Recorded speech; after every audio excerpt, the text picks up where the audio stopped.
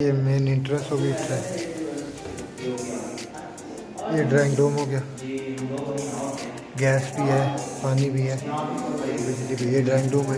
वो भी हॉस्टल में साथ रहते हो, ऐसे भी कंसल्टेंट है, IBM कंपनी है। तो वो भी यहाँ पर नहीं वो नहीं। ये किचन हो गया। नहीं है बिल्कुल शीशे की तरह साफ है। यहाँ आते हैं, टाइम ही नहीं मिलता कि घर तो देख लो, 2 महीने से वाइफ वर्किंग नहीं है तो नाइट ये किचन हो गया। ओ ये इंडियन बात है। ये अलमारी होगी। आप ही के घर है। वो बीमार है, बीमार हो जाती है वो ट्रेंडिंग।